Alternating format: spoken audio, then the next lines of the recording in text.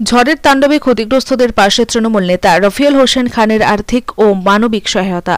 দুবরাজপুর ব্লকের মানুষের দুঃখ কষ্টে সবসময় পাশে থাকার প্রতিশ্রুতি এলাকার বাসিন্দারা প্রশাসনের দৃষ্টি আকর্ষণ করে দ্রুত ক্ষতিপূরণের দাবি জানিয়েছেন। তবে ক্ষতিগ্রস্ত পরিবারের জন্য সরকারি কোনো সাহায্য এখনো ঘোষণা করা হয়নি। ব্যতিক্রম হয়নি। প্রাকৃতিক দুর্যোগে ক্ষতিগ্রস্ত একটি পরিবারের পাশে দাঁড়িয়ে মানবিকতার অনন্য নজির স্থাপন করলেন তিনি। দুবরাজপুর ব্লকের বালিজুড়ি পঞ্চায়েতের চণ্ডীপুর গ্রামে ঝড়ের কারণে বিপর্যস্ত একটি পরিবারকে সাহায্যের হাত বাড়িয়ে দিয়েছেন রফিউল। গত দুদিন ধরে অবিরাম ঝড় বৃষ্টির কারণে চণ্ডীপুর গ্রামের বাসিন্দা অক্ষয় বাগদির মাটির বাড়ি সম্পূর্ণ ভেঙে যায়। এই ঘটনায় অল্পের জন্য প্রাণে বেঁচে যান অক্ষয় বাগদি এবং তার স্ত্রী। খবর পেয়ে তৎক্ষণাৎ ঘটনাস্থলে ছুটে যান রফিউল হোসেন খান। তিনি সরেজমিনে ক্ষতিগ্রস্ত বাড়িটি পরিদর্শন করেন এবং পরিবারটির সঙ্গে কথা বলে তাদের দুর্দশার বিস্তারিত কথা জানান। তার সঙ্গে এই পরিদর্শনে উপস্থিত ছিলেন জেলা পরিষদের সদস্য মুনমুন ঘোষ সহ তৃণমূল কংগ্রেসের অন্যান্য নেতৃবৃন্দ। এদিন রফিউল হোসেন খান নিজে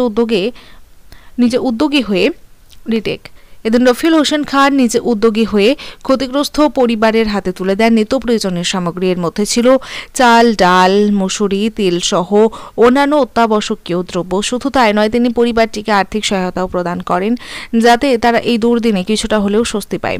এছাড়াও রফিউল আশ্বাস দিয়েছেন যে এই পরিবারের পাশে তিনি এবং তার দল সবসময় থাকবে। মানুষের প্রতি তার এই সহানুভূতিশীল মনোভাব এবং তৎপরতা স্থানীয়দের মধ্যে প্রশংসার দাবিদার হয়েছে।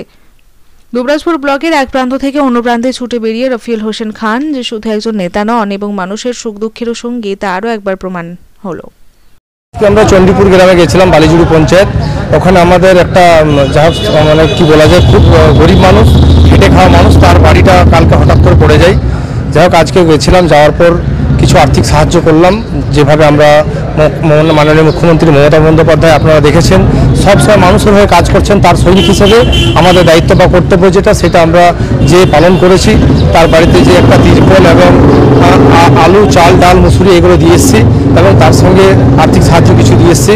এবং মুখ্যমন্ত্রী মমতা বন্দ্যোপাধ্যায়কে দেখবেন, অনেক জায়গায় দেখেছি টোল ফ্রি নাম্বারে দেখবেন ফোন করেছেন, অনেকে বাড়ি পেয়েছেন।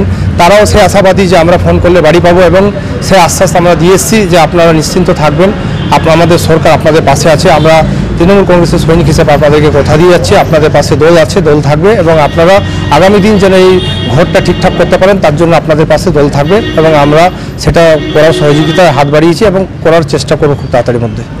আজকের দিনে আমরা বলতে পারি মমতা বন্দ্যোপাধ্যায় যেভাবে উন্নয়ন করেছেন, মানুষের পাশে যেভাবে আছেন এবং প্রত্যেকটা কর্মীদেরকে যেভাবে অভিষেক বন্দ্যোপাধ্যায় আমাদের দলের সেনাপতি হিসেবে যেভাবে কাজ করছেন, কর্মীদেরকে যেভাবে সেই সাজেশন দিচ্ছেন এবং বাড়ি বাড়ি পৌঁছাচ্ছেন, আমরা তার মমতা ব্যানার্জির সৈনিক হিসেবে আজকে গেছি। আজকে আমরা বলতে পারি যে এখানে যে বাড়িটা পড়ে গেছে সেই বাড়ির জন্য আমরা বিডিও সাহেবকে জানিয়েছি এবং তার সাথে সাথে আমাদের উপর নেতৃত্ব যারা আছেন তাদেরকেও জানিয়েছি এবং আমরা সেই সহযোগিতা হাত বাড়িয়েছি। সেই ঘরে যেয়ে তাদের ফ্যামিলিকে আমরা কথা দিয়েছি, দল আপনাদের পাশে থাকবে এবং আপনাদের হয়ে যতটুকু কাজ করো আমরা কাজ করব। দুবরাজপুর থেকে শেখ অলি মোহাম্মদের রিপোর্ট, জনকণ্ঠ টিভি নিউজ।